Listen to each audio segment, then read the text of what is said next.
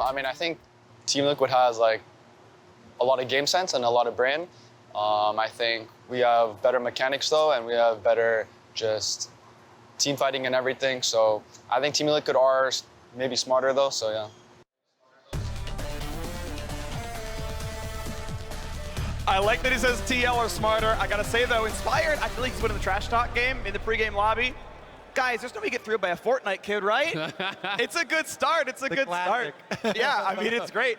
I gotta say though, as far as being clutch, I mean, it's EG, right? He said, oh, our mechanics are better, you know? The clutch factor is 10 out of 10, right? When you need it the most, that is when they're showing up. Yeah, you know, they're humans, there's mistakes going on, but like the clutch plays are in. Yeah, they have not been flawless by any means, but their team fighting has just been next level. And that has really been the difference, I think, in this series, is that has been very scrappy games back and forth. And EG has been outperforming in the vast majority of team fights. And even when they make a misstep, they're not deterred. Yeah. You can tell there's no hesitation in the next play. Right back it's setting to it. up the next play, keeping their eyes on the goals, on their win conditions for their team comp. And last one was fun. They injected some excitement into it. Tons of knockups for Yasuo, playing around to set up their youngest player, 17-year-old JoJo, and they were rewarded for it. So I'm excited to see what adjustments come through now from Team Liquid, as they are the ones facing elimination from playoffs every single game. They must reverse sweep now. Yeah, you know, are they going to go blue side, right? You know, they've been red side 2 games in a row. They had side selection 2 games in a row. Over 90% win rate. You probably heard that a lot on red side, you know, throughout, you know, the previous series / regular season. And they are now going to be on blue. So they are going to have to change things up. Will they be first picking something like the Jinx, trying to take it out of Danny's hands, because he has just been unstoppable in team fights? It's a kind of damned if you do, damned if you don't, because TL have also been pinned into banning Zeri and LeBlanc every single game. I don't expect them to give those bans up. Have you seen Danny on Zeri? Yes, you have. Also, Pentakill. Yeah. You were there. But have you seen Danny on Jinx? Yes, you have. I was there. You got a pentakill on that. You got a pentakill on this. Yeah, 4 pentakills on the year, by the way. We're halfway through. Lock in spring playoffs, spring playoffs. Danny's a little bit cracked. Definitely so. And so the bans, as we kind of expect, do remain the same from them. Yeah. But it's in, what are you going to try and steal away with your first pick? Because you've mentioned the Jinx, Hansama. This is one of Hansama's best over this year's champion overall for Team Liquid. Has been most consistent, most played for them. It's most double his second most, right? Like, this is clearly a priority pick here in this series. Bwipo will always start with the Kai's Hover, but if it's not Jinx, I'm just kind of shocked, right? Yeah, I think it's going to be Jinx, almost for sure, right? You know, that seems like why you would swap to blue, take that out of Danny's hands, you know, try to set Hans up for team fight success, because he is a monster in his own right in those team fights, has always been known, you know, for that consistency, has been such a power point for TL since joining them when it comes down to 5v5, but instead CoreJJ warps teams around him. It's so interesting though, because Nautilus has gone through pick and ban entirely in some of these drafts. So to put that much priority to first pick it, it feels like they are going to pair this with something else aggressive that they think can stomp the Jinx, right? If you're not first picking yourself, you have an AD pairing that's gonna get aggressive, and maybe as a result, EG just don't go Jinx at all. But I do want to highlight how critical it has been for Team Liquid. They were the team to start the trend in the LCS of the first pick Nautilus. Yeah, the ban they dropped was the Karma ban. It's the Jinx Hover, like, yeah, you know about this one, but yeah, they dropped the Karma ban to go for Tom Kent. They consider that one valuable, hovering all kinds of things they won with. But yeah, I mean, Karma Ezreal is the dual lane you think of. If there's something else that got, you know, hidden away as dark tech, then sure, but that's the obvious look. I think it's for sure what they're going to go for. You don't have to go for it on 2. You can go for it on 3, right? Because Karma's not going to get taken away. I don't think the TL are going to go for a Karma solo lane plus the Nautilus or anything weird like that. So instead, TF has been picked every single game. It's back on EG's side this time around. And when you're playing red, if you go Karma Ezreal plus TF, you're really setting up to play towards the other side of the map, potentially. You can also, if you can get really good pokes, you know, hammer home dives and things like that. So they have options. Or I also want to highlight, they have played for Inspired. You can just also even play for jungle and not to one of the side lanes. They have had games where EG, where Inspired counter jungles multiple camps, even in the first rotation. So that's definitely something, if you keep your eyes on the jungle pool as we whittle even further down here. Team Liquid kind of expect them to pick up their jungler here, while all options are still on the table though. And it's very interesting. You know, the desk was talking about, Mark, I believe, was the one talking about how he felt the way to beat EG is not to put Danny behind, right? Because Danny is going to get his farm, he's going to get that injection of gold, and he's going to be successful in team fights.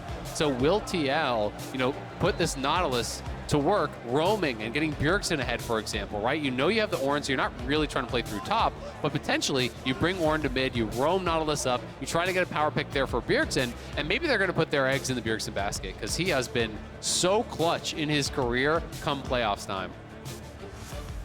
Time ticks down. The question is, are you locking in alongside? No, it's going for Trundle as an answer to the heavy front line, right? Ornn and Nautilus both going to have those resists to shred through. And almost guaranteed you're expecting it to go in jungle, but it's really interesting because I was having this conversation with Golden Glue earlier about how, you know, it can be a powerful top lane answer even in the 1v1 to the Ornn. So there is the slight possibility of a flex, but expecting, you know, 90-10 it goes to Inspired. And I do expect then more priority on Lee Sin here for Team Liquid with a Trundle showing. Yes, it can be flexed away, but that is definitely one of the good jungle matchups for it. And their priority for Lee Sin has kind of dropped off recently in the last few series, so it might see a resurgence here as the bans from EG are just going to hit Nocturne and maybe Jarvan instead as far as the early priority, and then it would leave you open with that. So I do like the Gwen ban, you know, that is one of the ones that is the most played for Impact. So if you're thinking about side lane champions for Impact, Gwen is a big one. Besides that, you know, he has a couple games on Tryndamere. He can play things like the Gnar or the Graves, but it's more about the push and less about winning through sides. So interesting to see. They are definitely concerned about the potential 1-3-1 and about playing through top lane with fifth pick, counter pick available for Impact, who I think has had a pretty darn strong series thus far. And you can see, actually, yeah, the jungle bans come through. There's the Karma ban at the end right there, just in case you don't go for it there. Obviously, the bans are at top and support, assuming the Trundle is going to be in the jungle. Obviously, most common role there. Leona can be grabbed as just, okay, we're both going to have engage. And very good against Aphelios specifically. You know, obviously there with the hard engage. So it does have the more offensive look. You mentioned the Twisted Fate. Hey, you want to have more options to play to with Twisted Fate. If you had gone and invested your earlier draft pick of the Trundle space into Karma, then you would kind of be telegraphing a little bit how you want to play too. And so this combination with Ezreal does give them the possibilities of bot side control. It's really interesting. You know, there's even the possibility of going something a little bit more poke based, because when you have Trundle plus DF and Ezreal, you could even draft something like a Jace and have a pretty poke heavy lane and a pretty poke heavy mid game. You know, set up with the pillars, land the poke, you know, whittle them down, play through sides. One thing I would not want from EG is more magic damage, because Merc Treads are already at a premium. With Twisted Fate and Leona on your team already, I think they leave it as a solo AP Twisted Fate and go with an attack damage variant here for Impact. Could be Tryndamere potentially as well. You know, we have seen a couple games of that from Impact, but a lot of options on the table. And I agree, you don't want to go more AP heavy. I personally, so there's a Lee Sin I wanted to see. I get one. Here's my double or nothing big bet. I want. Oh my! I don't even get time to make it. Never mind. It's the Aatrox. Less exciting, but this has been throughout the history of Ornn a winning matchup. It has always been true because of the healing. There's not enough burst damage on Ornn to threaten Aatrox, and the healing is still there. So you have plenty of options into this Ornn. Plus, if you're very good with your timing on your Q sweet spots, the extra range on Q1, you can actually interrupt Ornn's attempt at R2s later on into the game. And so Aatrox is one of the longest standing comfortable pick and matchups into Ornn. And it does feel like CL kind of have to play through mid, you know, potentially pushing Bjergsen as this focal point, try to lock down jojopyun, put him behind, get Bjergsen rolling, because I do feel it's difficult to punish the Ezreal. It's difficult to play, you know, fully through an Ornn lane because getting him ahead often isn't a recipe to success. It'll be interesting to see how they would want to play this one out. Just want to say, Alawi would have been great here. That's a very short-range Liquid team. It is a very short-range team. Hope he can be 84 years old. You know, I swear, it would have been amazing there. It's also not even a good ult for Sylas to steal. Wow. But, as we said, Aatrox is the more consistent, more common pick. Obviously has more playtime on the champion. Yes. Santorin's 30th career Lee Sin game, but his first of the year. We'll see if he's going to step up in this one. Let's go for game 3.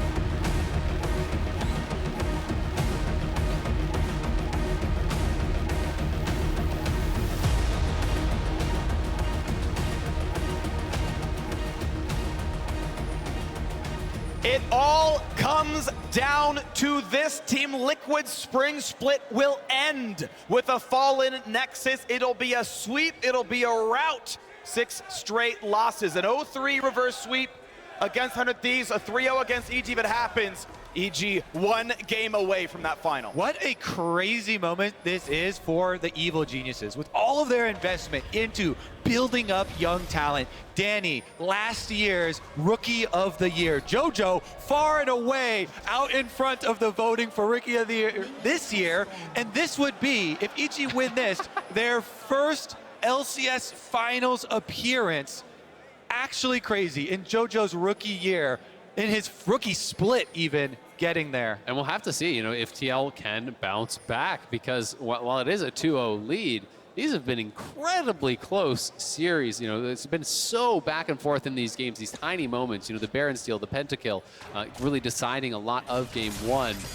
These small things like the missed stopwatch and flash, in game 2 at that fight could have looked different if Hans were able to survive. But already JoJo going to be going at Bjergsen. He is so notorious for playing the lanes to the most aggressive possible. He wants to trade health. He wants to scrap with you and force you to be able to answer. And what he did there is you play in the minions as Twisted Fate, not only for you to be able to dodge out on chains, but also for them to get aggro. And so he knew as soon as Bjergsen goes with chain part 1, he's coming with the second part. He steps to the side with that confidence that we have seen from him in every lane matchup. He gets a good health trade there. Minions get him the extra damage. It gives him the ability to get level 2 as well. Gold card trade comes in. Of course, level 2 advantage feels pretty good. Bjergsen in between combos finally gets his own level, but jojopyun always good at playing this lane to the maximum. When they played in lock-in finals, JoJo played several games of Sylas TF, and he was crushing the Sylas side of the matchup. But right now, JoJo's winning the TF side of it.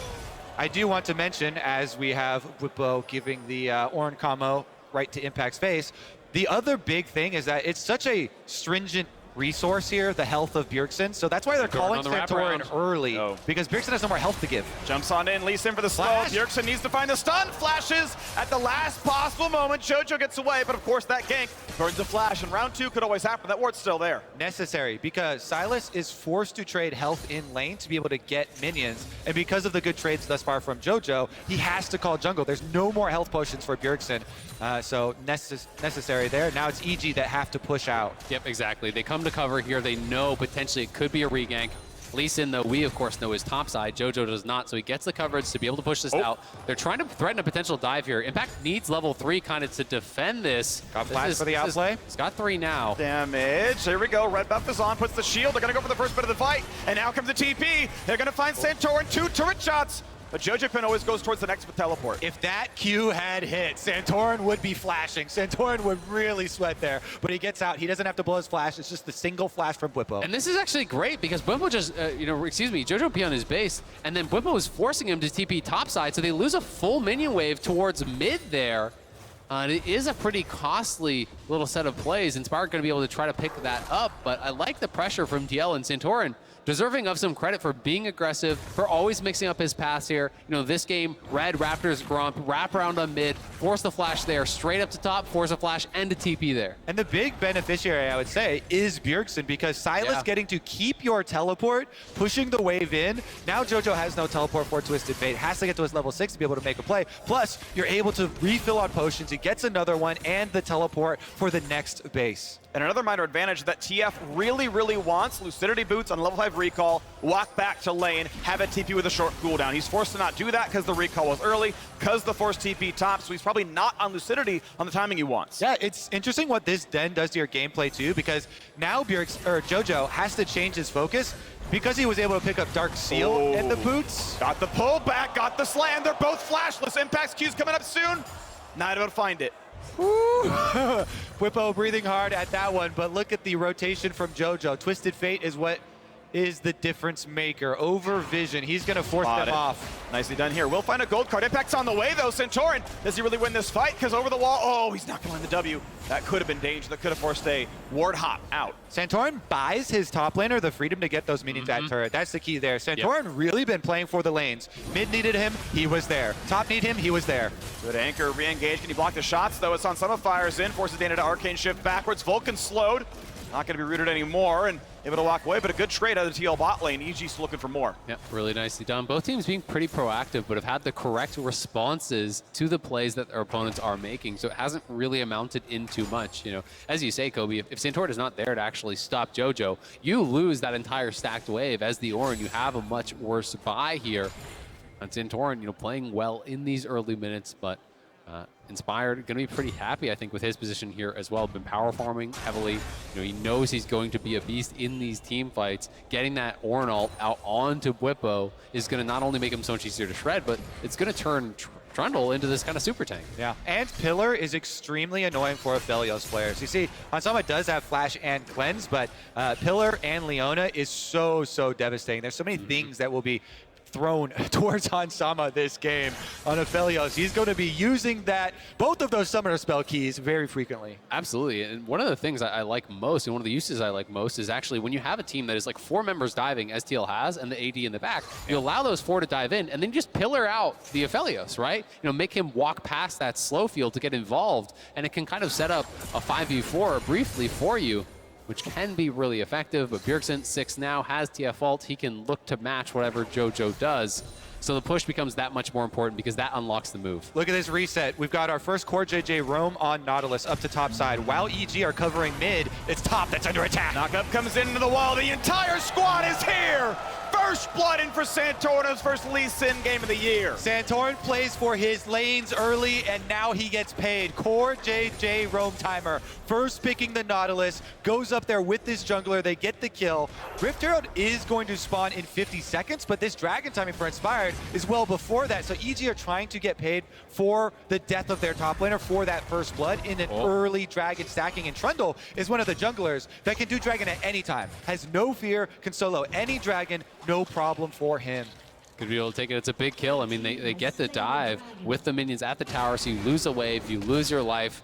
Very big deal. It is traded back, of course, for that dragon, as you said, Kobe, on the bottom side. We'll see if it is that kind of role reversal, because in the previous 2 games, it had been first 2 dragons going to TL every single game. And now EG has the first. Can they actually start to stack it up quickly? Interesting minion wave hold there from Vulcan while they go for a top play. Flash follow, they find the gold card. Bwipo going to keep running away. Ignite burn now as well. Does he get away from the pullback? He does, but the follow through, it's gonna land, and Impact takes one down. They had it calculated. The chase down there. It's a counterplay down towards bot side, though. Sylas ult, no.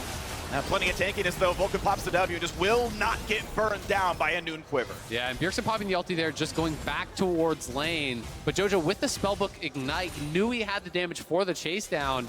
You know, Impact not really able to get in range for much, but just didn't need to, as Bwipo, you know, has no MR to speak of. And it puts Aatrox at a really difficult place for Ornn to handle once you get, you know, Gore Drinker, and you've got so much crazy healing coming from this champion. Meanwhile, though, Team Liquid make their rotation. You see all 5 members, while the duo lane of EG are bottom. So EG have made the call. We will give you the first Herald. We already got our dragon #1 stacking, and we want to get paid in turret plates for Danny.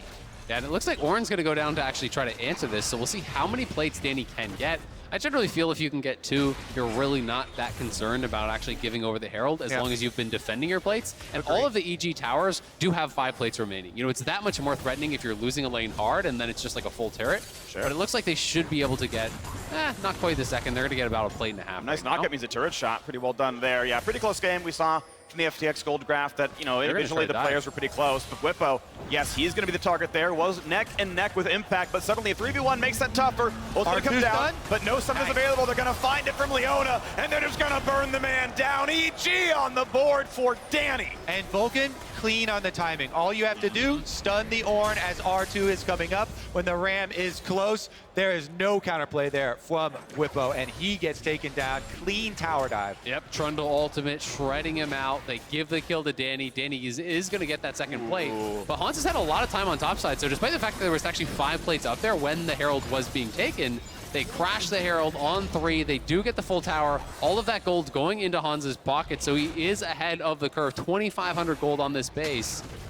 We'll see if he can carry from this position, because he has been able to get out to early lead a couple times. Flash, the kick's in there. They're going to get him just beautiful. Santorin gets kill #2. Surgical dive after surgical dive. I like the development here in game #3, with each team trying to put more pressure on these weak points. The points without the flashes. JoJo, the vulnerable one here. EG punish again. Santorin right over the wall. And Santorin has just been on fire in game #3 here. They really do need someone to step up to build that confidence for TL, get some momentum going. And it's been Santorin forcing flashes, punishing those flashes with the repeat ganks. been everywhere, has the early Gore Drinker here already. He literally beat the top laners to their mythics. He beat the Aatrox to his Gore Drinker. That is awesome. Let's go, junglers.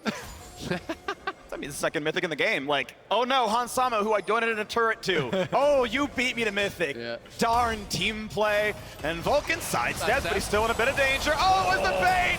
It was a bait, and CoreJJ falls. That is a swing and a miss. Rare miss there from CoreJJ, and Team Liquid unable to follow up. This is a huge now window for EG to play off of, because you always look at, yes, the gold given over, but there has been so little map control that EG now can take much more. Oh, Hans has to flash the wall. Good timing. Patience, okay. Get to the wall, makes it out safely. Good summoner down. But really well placed, you know, on that pillar, hugging it against the wall so he can't actually kite around, has to flash the wall, only way out. And now looking to pressure here around mid lane. They have the setup. Nope, they're not going to be the play, though. Bjergsen is going to take the Covering, farm. I guess. Up farm, overall. Hasn't found his TF ulti play just yet, but holding on to Leona might find the next one. 50 seconds, I always turn my sights towards resets for Dragon. Takes about 30 seconds to walk back out from base, so around 50 seconds you want to get everybody recalling by your control wards, transfer your vision over to the Dragon area in preparation. EG have some extra tools to utilize though, of course with jojopyun's ultimate, and they're actually going for a top play On here the way. Liquid. He's got a million stuns. He's got that Leona ulti. Naka's going to land there as well. Just the chain CC is in.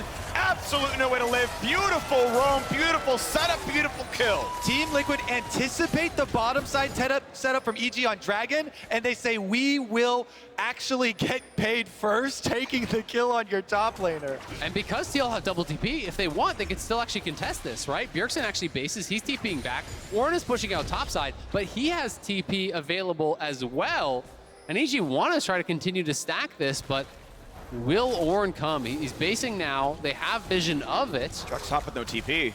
And it's like 25 seconds away as well, 30 actually. So I think they contest it's a 4v5. If TL want to play it, it's 4v5, but they don't know if they have the positioning, they don't know if they have the vision, and they're going to let it go. I think the ultimates are just too critical for this team. Yeah. They're too big for having Sylas and Ornn and Lee Sin all down ultimates. But again, they chose to take the gold in favor or in allowing EG to pick up that second dragon. Second dragon doesn't make you sweat too much, but trying to get that extra gold here for Sylas to be able to scale. Bjergsen now approaching that level 11 and completion of Mythic. When you really get that cooldown reduction on this champion, it's where he starts to shine in the mid game. This could be potentially a dive here. We'll see if they want to go for it. Vulcan does have ulti if they can find the setup. Towards Hans, but they knock down the wave, out they go. Nice try by Danny, gets the shots in. I want to point out, TL up about 1,600 in earned gold, since TF's printing about 400 to his team automatically. It is TL doing really well in getting stuff done in the early game. Obviously, that turret is a lot of that, but it's 1,600 earned gold compared to 2 dragons. EG off to the races on that. Absolutely. I mean, you look over at the TL side and you look at their core 3, incredible scaling between Ornn, Sylas, and Aphelios. All these champions, going to be very, very threatening in the later stages of the game. So, TL not feeling like they're under pressure too much right now. I want to bring up very early the topic of grievous wounds, because already Evil Geniuses with Aatrox and Trundle, massive healing on this team. With it also being an Ocean Soul, Team Liquid are definitely going to keep in mind very quick purchases for actual proactive grievous wounds application, not just things like the Bramble Vis that require you to hit them. So definitely keep an eye on that, especially if the next dragon goes Evil Genius's way. And now we get to see what happens, because 8.5 minutes until Ocean Soul makes that pretty dangerous. And on the other side, though, you have to feel like TL's scaling's got to feel decent, right? Yeah. Ornn and Aphelios are like, yo, 35 minutes the dream, man. Like, get me on 3 items. That sounds good, but competing priorities here. And Sylas is incredible. A big part of this pick and a twisted fate is, yes, being able to answer and steal ultimates early on, so you deal with early pressure, but this champion is a monster scaling team fight champion. And you look across, he does have very good ultimates to choose from, especially the Leona ultimate one. So Sylas is a very underrated scaling champion, especially with the buffs they gave to his scaling stats. Now he's level 11, rank 2 ultimate. You get some cooldown reduction in there with the ability haste. Yeah, Leona, one of the things with the ultimate that a lot of people don't realize, because no one goes AP Leona, is the AP ratio on it is actually crazy. It's the true power of the sun. It's a 0.8 ratio, so 80% of your AP is going into it. It is quite powerful in that. I remember, seeing some plays back at MSI in the day. Oh, flash engage. You're going to be running out of 3 of them. What's going to land as well? CoreJJ flashes, tries to stay alive, will not do so. TF in for 1.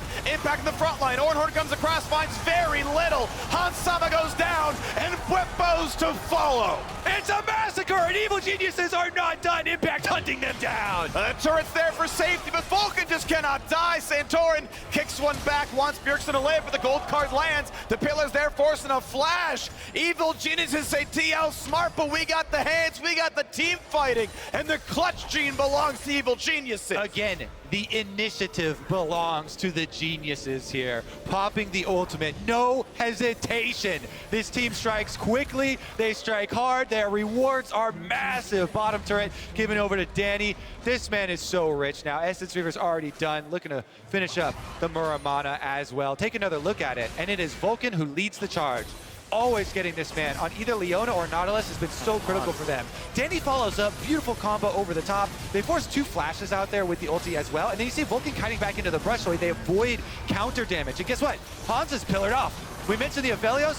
What's your doomsday scenario? There's a pillar right behind you. You have no mobility, and Impact just teleported into your face. Yeah, it's just really well played again by EG. No hesitation. You know, TL just trying to contest vision in that river, and EG are just down to scrap for it, punishing them very heavily. Danny now has full components here. You know, just needs about 300 more gold to actually, complete that second item. He's stacking up the tier still, and he's gonna have that here pretty soon. 50 seconds until this next dragon. Danny should potentially be able to get enough gold if they give him a jungle camp or 2 to actually complete that second item. And then I think EG are happy to try to fight for this.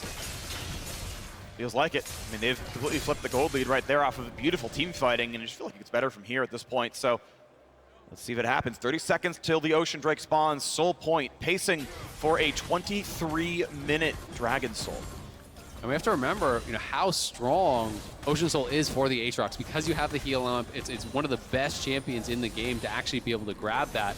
TL dropping Herald mid to try to get Prio and set this up here.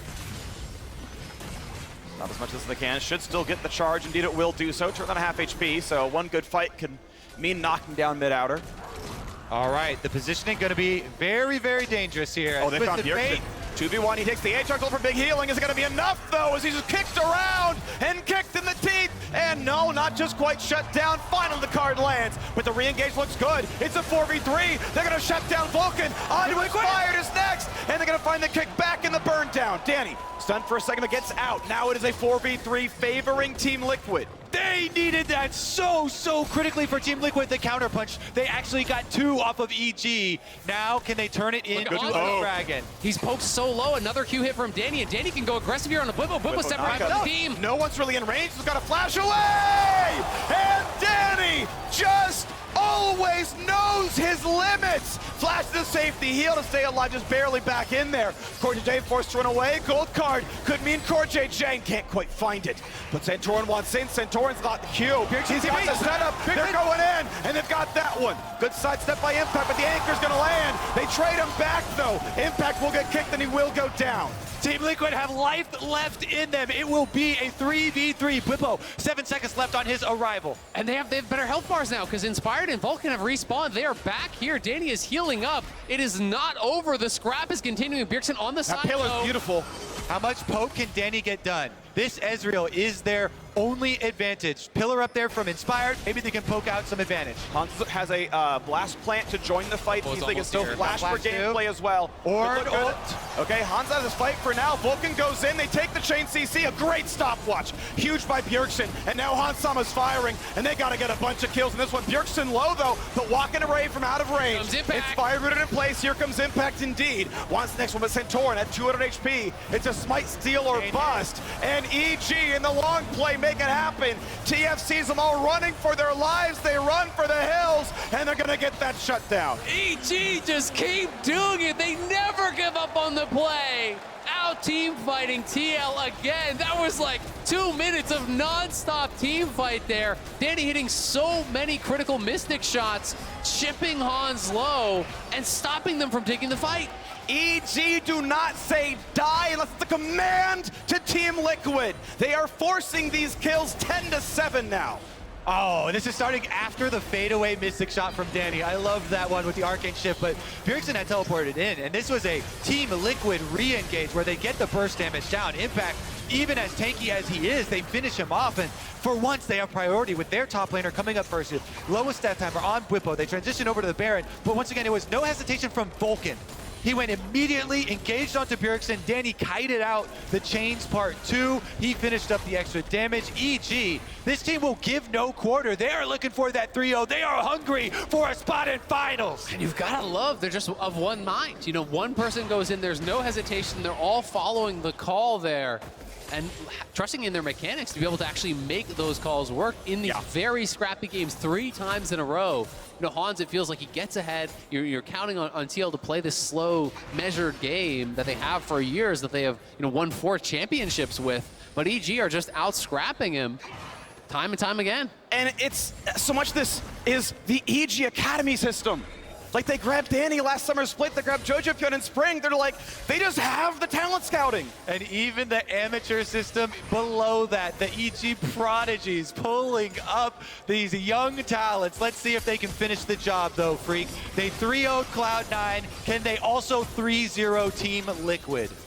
And then you just look for it tomorrow, right? 100 Thieves, that's gonna be quite the match. But Danny is on another level today. He's one of those players whose start in pro play was during COVID. It's all from home. And then, hey, he is firing on all cylinders in playoffs.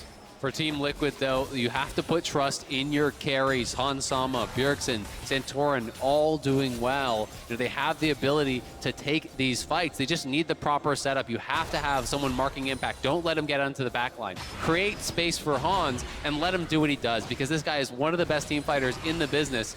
But they have to buy that time for him to get his job done. Exactly. I think time is key for Team Liquid here. Bwipo will get level 13 next, upgrade his own item, then start handing out upgrades to the rest of the team. Give more and more power to Hans to be able to rip through the rest of EG. Team Liquid have to solidify their efforts here. 2 minutes left on the Dragon Soul. 2 minutes until the big stand.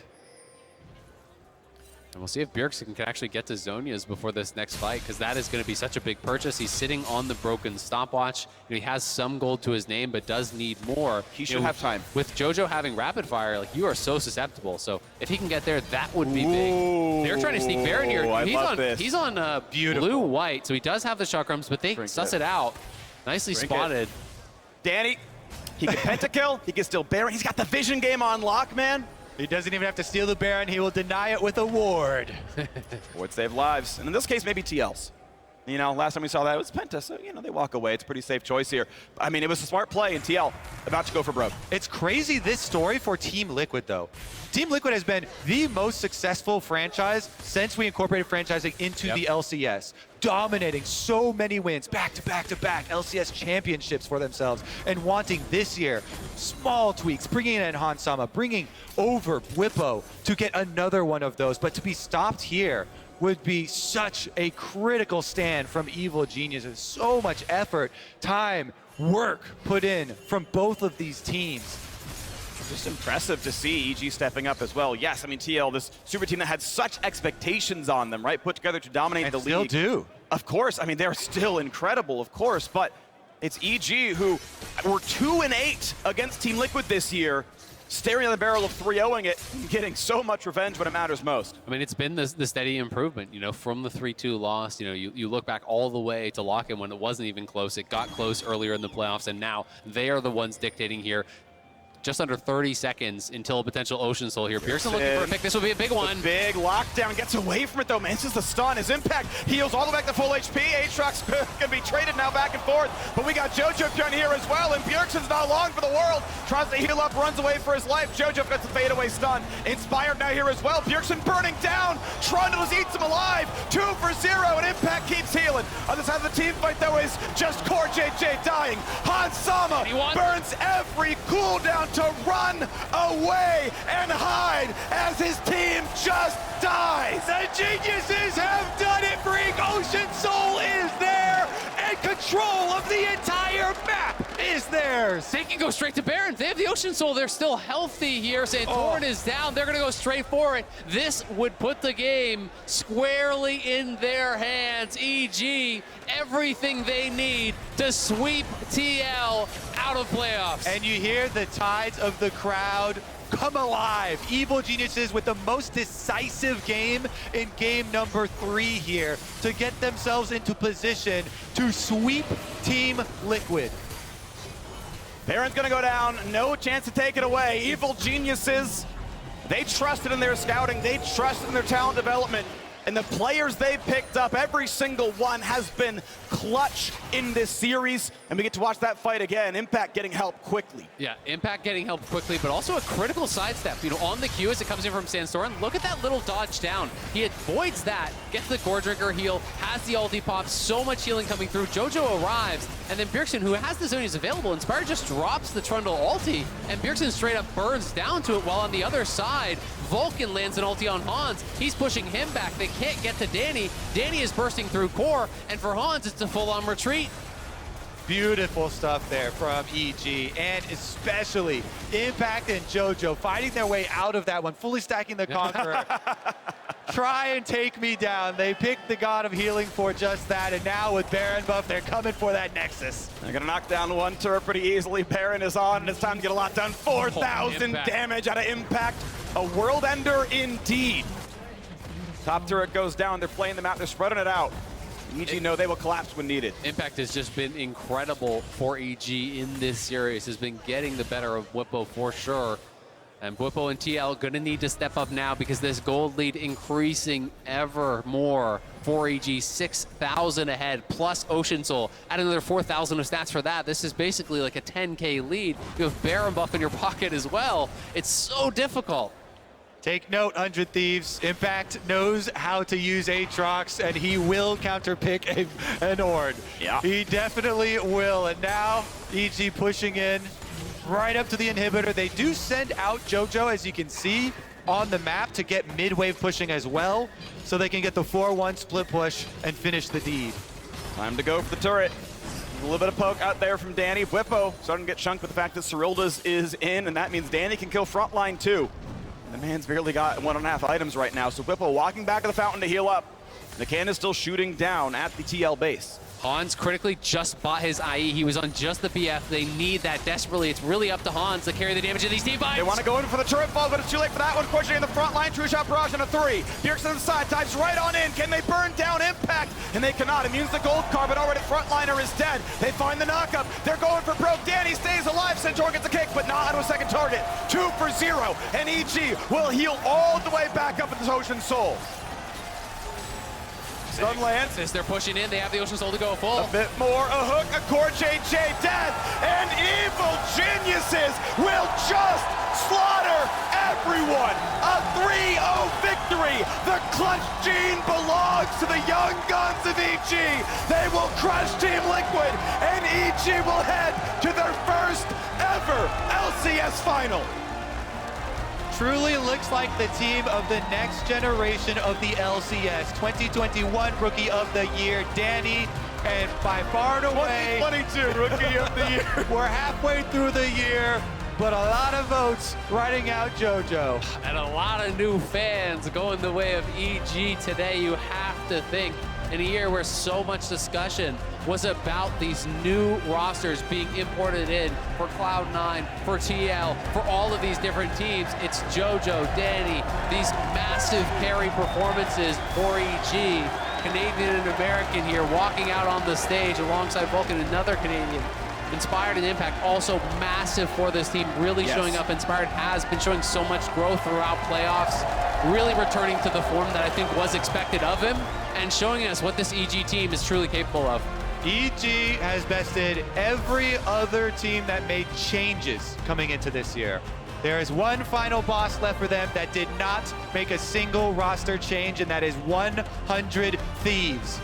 The growth has been amazing from Evil Geniuses, but now they go against the defending champions tomorrow in the finals. And the question is, Is it a new dynasty in 100 Thieves? Or is it EG making history? 4 different winners and 4 different splits to be a first for the LCS. We heard this was going to be a competitive league. We heard from all these top players like, yeah, the LCS is a lot closer than before. But league-wide, the fact that we keep getting changeover and winners, like, that's exciting too. It's absolutely amazing. I mean, again, getting 8-0-4 in this game, like, he was just immaculate throughout this series. You know, even when falling behind, the team really did a good job to rally around him, to funnel resources into him, giving faith to the fact that he was going to pay that back tenfold in the team fights. You know, game 1, the Baron steal, the pentakill. Game 2, 10 kills. Game 3, 8 kills and deathless on the Ezreal. They just could not deal with him. And EG as a whole played so damn well as a unit. They were really on the same page. They were reacting very quickly to all of the plays that they were wanting to take, all of the engages that they were going for. It was so impressive.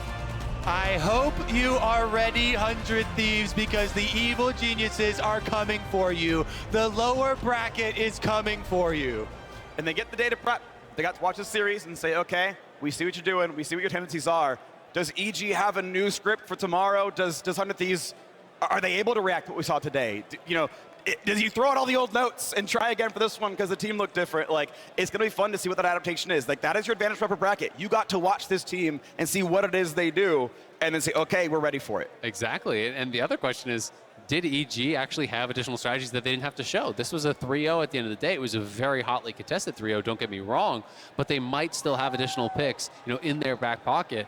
But on the other side, we cannot overlook 100 Thieves because they have been incredible. Closer, not just this playoffs, but last playoffs, I think he has been by far the best player in the LCS come playoffs, 2 splits in a row. They're defending their title. He is absolutely in form.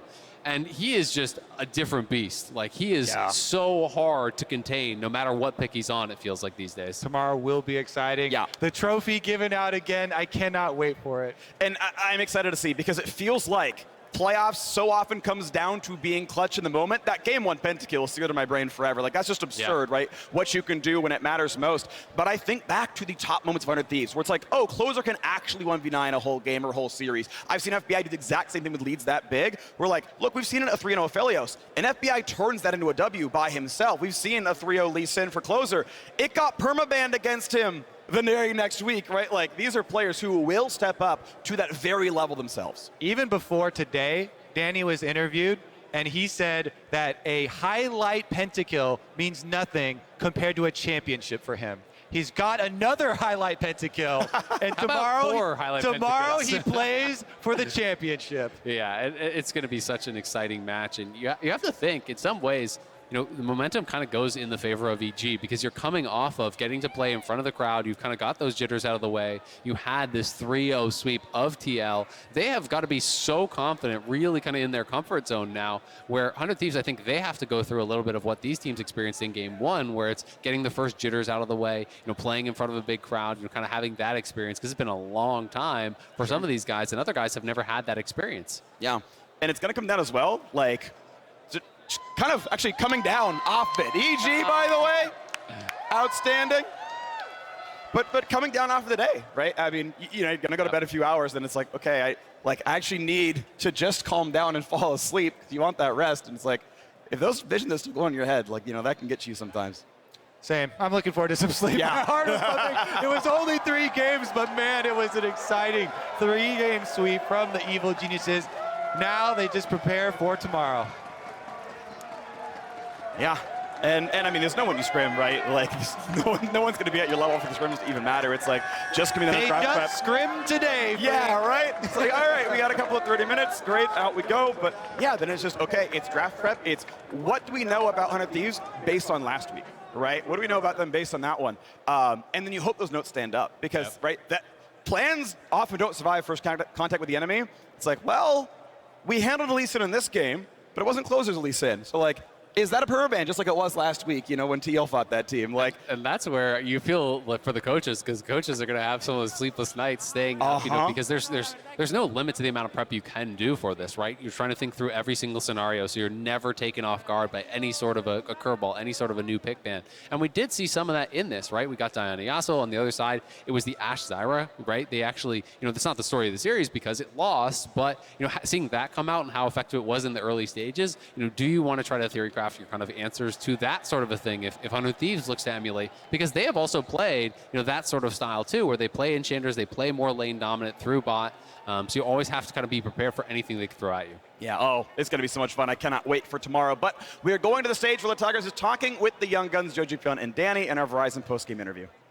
He thought I was short. Welcome everyone to the Verizon post-game interview.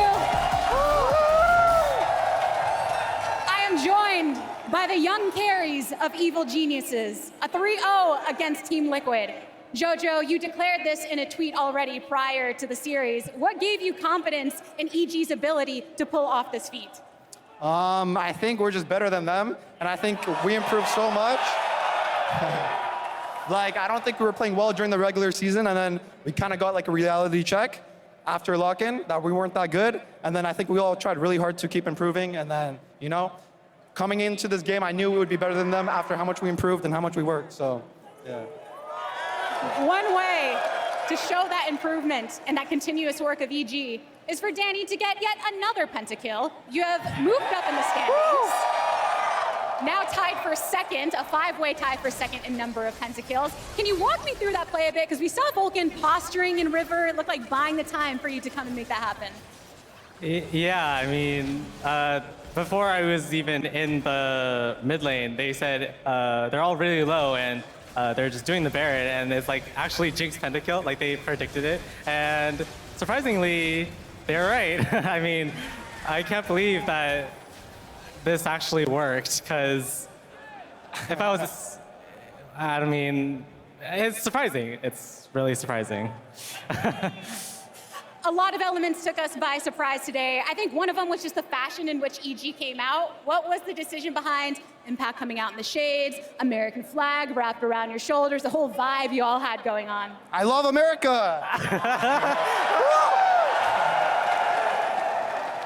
I'm not even American, I'm Canadian, but I still love America. You know, you gotta represent, so, yeah. North America through and through. Now, we're talking about this improvement and this pop-off in playoffs. Danny, yes, you've been in playoffs before. We've seen you do this feat, but now again in front of this crowd, what is it about this stage that allows you all to be unified in the way that you aggress in these games? I think I just took all these fans and embraced it in my own play. And I mean, just being here has been so amazing. Like, Yeah. seeing all the people is just so nice. Yeah, And, like, Soak it in. Soak it in. What about you, Jojo? This is also the first time for you in front of such a crowd. Yeah, I mean, it's crazy being in such a big crowd and how supportive they are. I mean, it's amazing. And also, we knew, like, we kind of have a crowd buff, I feel like, so.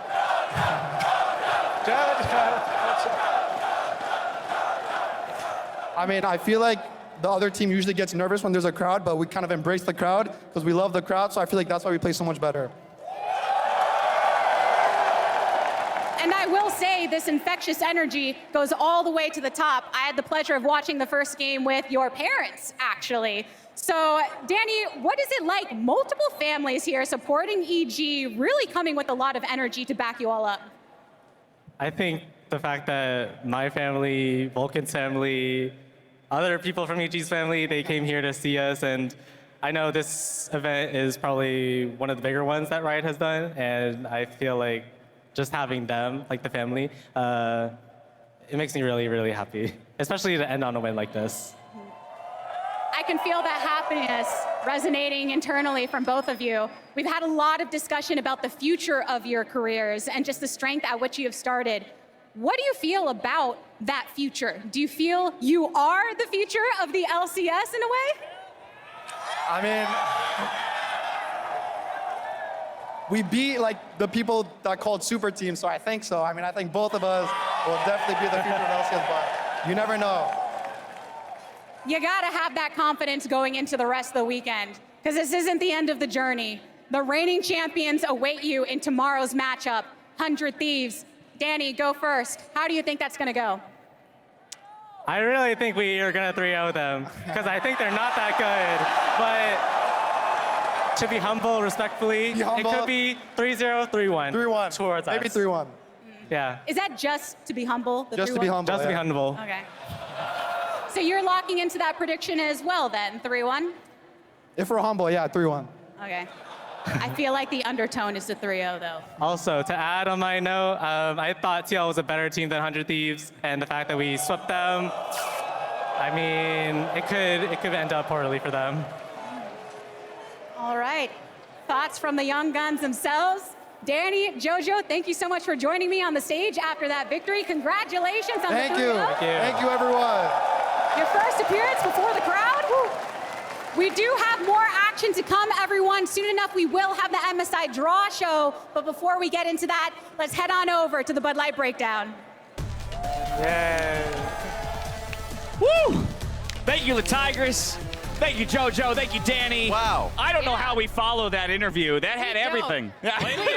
we sit again. Do we sit in silence for 10 minutes and just kind of let that linger? I expected it to be Danny that would be talking JoJo down. Right. It was the opposite With way. the whole prediction, I was like, Danny will give him the 3-2. Oh, tomorrow will be a close series, Yeah. 3-2. Yeah. And then JoJo will come in over the top of the Exactly. 3-0. And they reversed positions in that one. Yeah, to have Danny of all people being like, I think we're going to 3-0 him, and then JoJo's like 3-1, maybe a 3-1. Danny was like, I think TL is the better team. Hey, look, I tell you though, because like Danny said, they 3-0'd TL today, and given what they did today, that's what gives them the confidence they could do it tomorrow. I think that is where I kind of do align with this thinking, Mark. I mean, for me too. I mean, I predicted EG to win this series. I thought it would be 3-2, and then spoilers. Yesterday I was going to say 3-2 to 100 Thieves, but now I'm like, Yeah. they looked a lot better than I thought they were going to look. EG looks unstoppable right now. Yeah. I'm definitely not liking the fact that we present those predictions. Yeah. You can change them. I'm Yeah, sure. I hope. flip-flop Yeah, I'm for going to us. do that. I'm Yeah, flopping. I'm flopping. 100%. I'm predicting EG. I'm going to have to think about it. We're going to look through this series, but I'm sweating. Seriously? You need to rewatch that to figure out whether or not you It's going to be a quick watch. It's going to be a quick It watch. will be a quick watch. Yes. I'll give you that much. Let's talk about game number 3. We're going to skip straight into the highlights here because, Mark, we did get some of what we asked for Team Liquid. Things like a Nautilus pick for CoreJJ. You roam top. You roam top. Did some of what we wanted, but it still wasn't enough. Yeah, it just felt like as a unit, 5v5 team fighting, EG outfought them the entire series. There were some moments where there was some better objective set up for TL. There were maybe some moments where they were winning laning phase, but as a 5-man unit, they have so much confidence in each other to follow up. And we had this insane, like, 2-minute-long dragon dance that EG came out on top of. And that's why I think the matchup against 100 Thieves is going to be so interesting, right? Because when you look at their strengths, it's that they are a team. When you look at EG, they've evolved as this incredibly powerful 5-man unit. So even when they make very obvious mistakes, they're able to overcome it. That's the most interesting part, is the fact that we saw it in game 1, the fact that they were splitting map optimally, they were playing a smart game objectively, and throughout the series, you just saw them play team fights better. Danny was on point today. His Ezreal was insane. And so the fact that they have the mechanics, they have the brains, it's just wild to see them. And it's going to be a tough task for 100 Thieves. I think it was during this fight, actually, that Azael said EG never gives up on the play. And I think that's just the best way to describe this team. If they feel the play is still in motion, they're going to keep committing to it. Well, you know what happened there? They stacked Drakes. There it is. Hey! Happened. So I think there are things that they still need to go back and look at, especially against 100 Thieves, where they're going to, even in this game series, I mean, TL, I think, had better dragon setups in particular. But again, I cannot stress enough how well this team coordinates together as 5. And it's fine to not be perfect. You know, like, Absolutely. I think, for EG, the things that they do well, they do so well, so much better than the recent opponents that they've had. They've blown them out of the water when they finally have the moment to make their own plays because they're so in sync on how they're going to close the game out. Yeah, and I think looking at the opposite side of Team Liquid that got eliminated, you know, we had a drink, we would pour it out for them. Main point for them is that I thought they didn't show up today specifically. Strategically, it was tough. Thought going back to game 1, going to the Aatrox with Ignite, knowing that you're going to be constantly... Shen with Ignite. Oh, yes. The Shen with Ignite, Into going the into the Aatrox. Yep. Good correction. Because you know you're going to be dealing with semi-globals that is going to stop you from playing on side. Same idea here. A lot of the times, your top lane is just getting picked on, and Team Liquid didn't really have a response to it. That is one thing I want to give EG credit for as well, is this coaching staff prepared these drafts, or like the players themselves, like working together, prepared these drafts really well. Like, I thought they were consistently playing things that they were incredibly comfortable on, and then also things that they knew they can execute, and I feel like they kept TL kind of guessing as to what they were going to play. I think that's one of the best indications of a good coaching staff, is when you can predict what the enemy's adaptations will be if you win. So, okay, we win game one, they ban out the Nocturne, and they want to take away the TF. So then you have your Diana back up with a Yasuo, and you know that if this is what they're going to try and do to stop our game one draft, here's our game two draft already. We had Golden Glue on the desk. Following that game number 2, he called that a 90-10 draft. And I think, again, this just goes to the point of coaching staff and how, hey, not every game is going to be won in that way. But if your coaches can steal one for you, oh my God, how that sets you up in a best of 5. It's tough because when you knowingly take that risk, which is Team Liquid, they know that they are very much bottled in to one win condition, right? A lot of the times, after the fact, it's like, why did we draft that way? But we bought in as a team for this draft, knowing what we were going for bot lane dives, for the advantages that they were actually getting in both those 2 games. That Danny was falling behind in. But it ultimately didn't matter. Impact had an insane game today, or at least series today, where, hey, you know what? Bot lane's behind, play towards Impact, and Impact was just on point. I'm just going to go straight to it because it's going to surprise absolutely nobody. Okay, do it. Player of the series is Danny.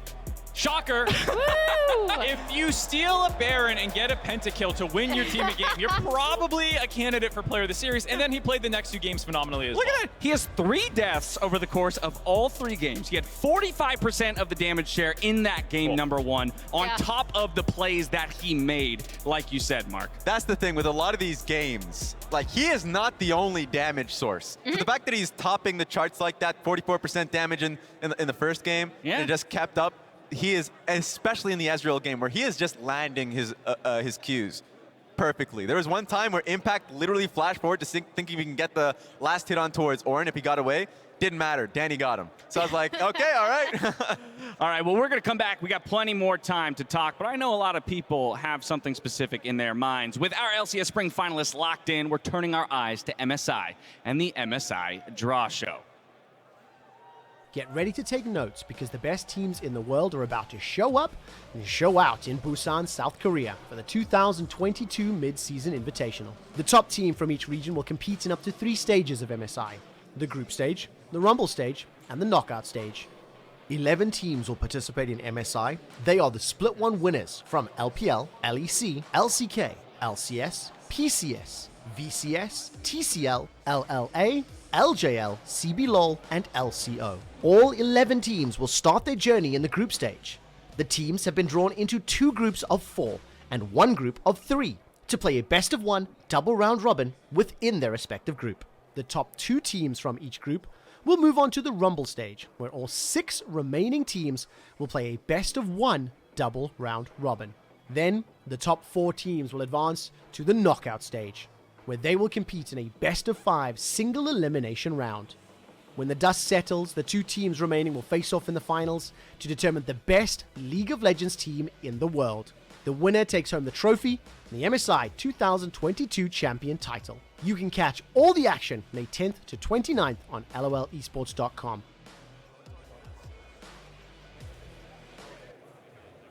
Welcome back to the NRG Stadium stage. Now that we have officially taken note on the MSI format, it is time for us to officially get the festivities started with our MSI Draw Show. While some regional representatives have yet to be decided, like our very own LCS attendees, many teams such as T1, G2 Esports, and PSG Talon are eager to find out who they will be facing at the start of their MSI journey. So, let's get it going. To help us out with the group draw today, we have a gifted trio. First, it's none other than 2 times LCS champion, our jungle juggernaut / content creator / next level host, it's Meteos. Joining Meteos are 2 of Offline TV's finest. First, Zed main and professional boxer, we've got Michael Reeves.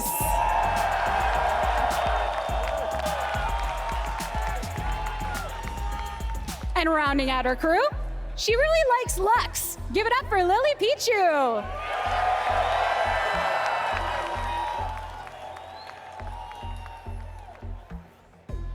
The time has come to put those hands to work. We have 4 different pools that we will be pulling from to sort into our 3 different groups, A, B, and C.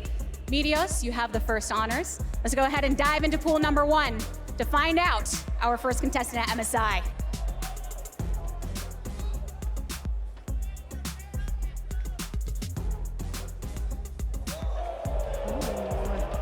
Led by FLICKR and synonymous with success, it's T1 going into Group A.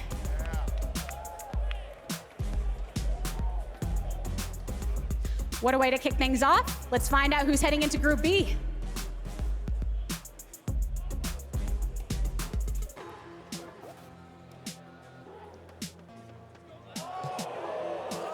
Looking to run back their 2021 MSI title, Royal Never Give Up. Just having completed their series this morning, they are eager to get back into competition. That leaves 1 more from our first pool here.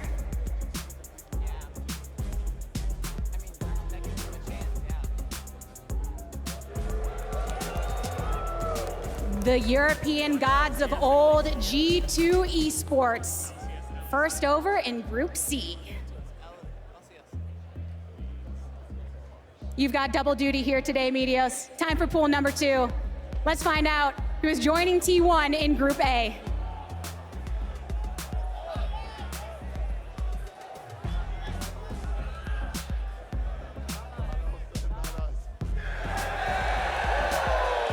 Returning to the global stage for the first time since 2019, the VCS are welcomed back into the fold. Some hefty competition ahead of them, that's for sure. Time for Group B.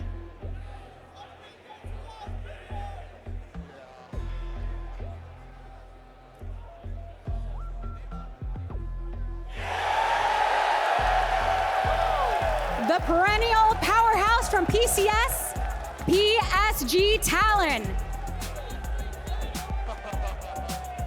What a stir they made at MSI just last year, looking to make a statement in Group B against RNG. That leaves 1 last team from pool number 2.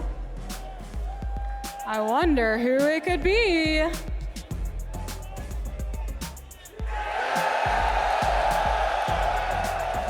Technically, we will find out who is King of the North tomorrow, right here in Houston, Texas. Either gonna be EG or 100 Thieves. Going down into Group C. Meteos, thank you for your work today. Michael Reeves, you're up next. Pool number 3, let's go for it.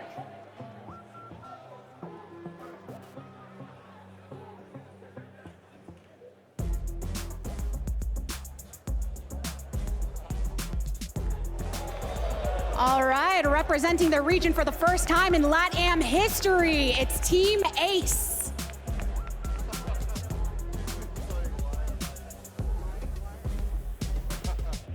With them in Group A, we only have 1 remaining team for Group B. Great stirring over there. Hey!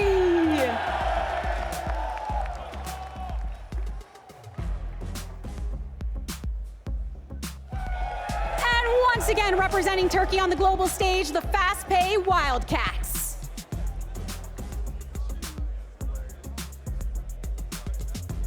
That does it for our Pool 3 draws. Michael Reed, great work from you today.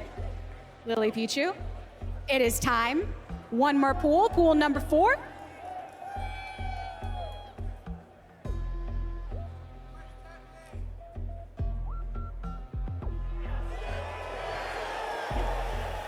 Circling back to Group A, it's Detonation Focus Me, the domestic giants of the LJL. Quite a fan base they accrued last year. We'll see if they can keep it up.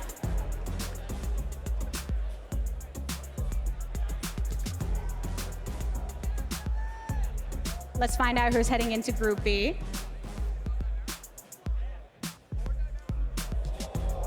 Ooh, the pride of CB LOL. We got the Red Canids here entering Group B. They had quite a 5-game series earlier today to be able to solidify their spot, so they're definitely warmed up for the competition to come. That means we have one last team.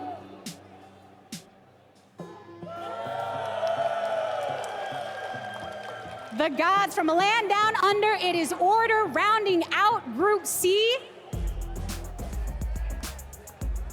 As you can see before you, our MSI groups have been decided. What a wonderful time it's gonna be. Thank you again, Medios, Michael Reeves, Lily Pichu, for enriching our draw show experience. Now for everybody that is watching at home, MSI is gonna kick off on May 10th with the final conclusion occurring on May 29th. So plenty of international competition to look forward to in the month to come. While our MSI draw show is complete, the discussion is not. Let's head back on over to the Bud Light Breakdown.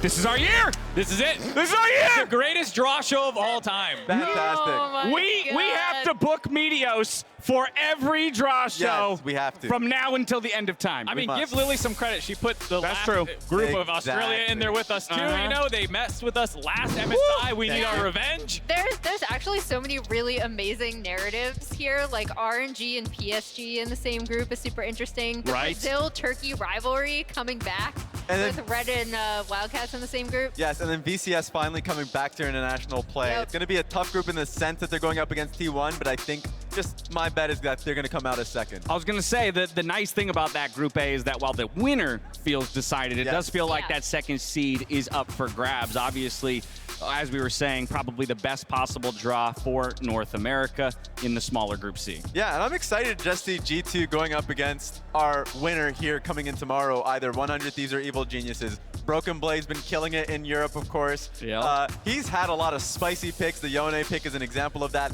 And they just speed ran the lower bracket Yep. in the LEC, so that was fun to see. And that's exactly what EG is looking to do. Also, all mostly English-speaking audiences in Group C together. So there's gonna be fire memes on Twitter Yeah. when the upsets It's start gonna be rolling a in. bloodbath. Yeah. Absolutely. Well, I'm super pumped for it, but as we all know, we have to determine those last few teams that will make it all the way to MSI. That, of course, comes tomorrow. But I thought it would be wise for us to check back in with the bingo cards that we created Okay, who's for the winner? today. Now, again, we take kind the of, Jen. I think, expected this series generally to go a little bit actually- longer. No We bingos. expect it to go longer. No and then bingos. also, I think, like, again, credit to EG for pulling out a lot more creativity and, like, very interesting drafts we had today, right? JoJo Yeah. almost got the roam after the first wave, I'll say that. This one was also really probably if I'm far enough over. this yeah, one. there we go, there we go. The 2 to 3 man Baron sneak. We They tried it in almost game had it. 3. They tried it game 3 and Yeah. they They didn't almost quite had get it. it. Yeah. They almost had it. Almost. They did take no dragons and win, right? No, they always got they one. got Oh, one they got the every one? game. Yeah. That's Yeah. what Close, they guys. ruined their own bingo card. They did. Well, that's all right, because the Evil Geniuses bingo card we can hold over till tomorrow since they've qualified. We might need to That's reset it. Someone make 100 I was Thieves going to say, one. I feel bad, though, because Emily spent Do I all this gotta- time doing Do it. I have to? I'll make Do a we post just make for another one, guys? tomorrow. Do we just white it out? Who's got a lot of white out? Let's get rid of those X's. Very cool, fun, but because of how quick the series was, nobody hits bingo today. Sad. Too bad. We'll try Good again thing we tomorrow. didn't need to think of a prize. Yeah, I know, right? We did not have one. Let's pull up the bracket. Y'all know what's ahead of us. It's 100 Thieves versus EG in our grand final tomorrow. But a nice little trip down memory lane of how we got here. It was TL taking down EG in 3-2 fashion to knock them down. Then to fall, of course, to 100 Thieves and get that rematch where EG flipped the script 3-0. And this In the is lower why I'm a bracketeer, okay? All right, yeah. You just going straight down memory lane. You can see the fact that Evil Geniuses make, because they lost in round 1 versus Team Liquid. So the fact that they went straight down, took down FlyQuest, then 3-0 Cloud9, and 3-0 Team Liquid in that revenge match, Yeah, they're on a roll. The fact that it's also our 3rd and 4th seed in the finals, I think is Yeah. surprising and speaks to the improvement that these two teams had to make to end up here. It wasn't like they were top dogs the whole way through. Shout out to FlyQuest, who took a game off EG. Actually, better than Good C9 point. and Exactly. TL. Good Oh, point. no. Well, don't take away from TL what they did in the first series. Yeah. They That's did I'm get taking it away. But yeah, okay, fair enough. Look, at the end of the day, Hey, it's the hyperbolic time chamber. It's the lower bracket run. They've had more They're practice. just ramping what's up. greater than the environmental impact? All right? Nothing. The- Nothing. That's the Living answer. evil is what's Yeah. greater, I Fine, guess, all right, in that sure. situation. We heard JoJo talk, though, Evil about has killed the the improvement that he feels the team has made, even isolated to the postseason. I think Yeah. that's what that run showcases, right? For you to fall in 3-2 fashion against the team that you would then step onto a bigger stage and 3-0, that's a vote of confidence Yeah. for your improvement. Absolutely. And they, again, like, even when they make mistakes, the fact that they're so well coordinated and they were set with so much success with these drafts that they knew how to execute, like, that is their strength, right? And that is the mark, I think, of a good team, because you're rarely going to have faultless games. Yeah, and they played on that tightrope during the regular season and at times would fall on their own sword. They were still playing on the tightrope, more controlled, sure, but like that example of that Baron steal into Pentacle. A lot of teams would just be like, okay, we lost 3 members. What are we going to do? We'll probably let them have Baron here. Right. They're like, okay, no. Like, they're still low. We'll take the fight. There was another time where Team Liquid ended up, that was the Diana Yasuo game where Team Liquid took Baron. But like, no, we're still chasing them down by time. They're a team that will still have a lot of faith in their own mechanics, that they can outplay a situation. And they were able to do that versus the old men in Team Liquid. EG playing a different kind of League of Legends, and I'm excited to see them stack up against the defending champions in 100 Thieves. Again, let's not forget that they're the team who most recently hoisted that trophy. But we'll have a whole hour before tomorrow's show to kind of contextualize that best of 5. We'll also be talking more MSI with Golden Glue, Tigress, Jat, and myself in the Bud Light League Lounge over at twitch.tv/BudLight. Or you can just wait here on this channel for the raid to bring you right over. But that's going to do it for our lower bracket finals here on Championship Weekend. Shout so on out to the behalf of crowd. myself, the casters, and the entire broadcast crew, thank you to everyone who not only watched at home, but of course to all of you who made it here into the arena with us today. I love you all so much. Stay healthy, stay safe, and be good to each other. Good night. One more time, please put your hands together for Team Liquid and Evil Geniuses!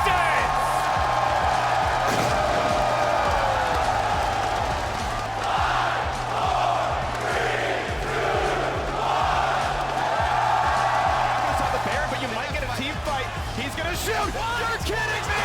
Santorin fights early. Kill number 1. Here comes kill number 2. And he's in for number 3. For 4. The king of Pentakill. Oh my God! You gotta be kidding me! Was not Danny with the most incredible play I have seen. Stolen Baron, 2v5 Penta. Would you believe it? Danny puts the team on his back and is going to carry him through to game 1. 1-0 EG, 2 more to go. They get that kill. Triple knockup into barrels. One more in for the top lane. And Impact takes down Hansama. A second for the gangplank. And they're going to keep trading back and forth. Santorin goes down. EG just fight better. Line is fired. Gets onto 1. And a deletion on a Hansama. Bjergsen the 1v1 against jojopyun. JoJo going to wait and find the next target. Already trading back though. TF is down. Santorin's next. And it does not matter if you've got a soul. It does not matter what else is happening. It's a triple kill. Again, it's Danny clutching the team fight. Live JoJo gets the fadeaway stun. Inspired now here as well. Bjergsen burning down. Trundle eats him alive. 2 for 0, and Impact keeps healing. On the side of the team fight, though, is just CoreJJ dying. Hansama burns every cooldown to run away and hide as his team just dies. A bit more, a hook, a CoreJJ death, and Evil Geniuses will just slaughter everyone. A 3-0 victory. The clutch gene belongs to the young guns of EG. They will crush Team Liquid, and EG will head to their first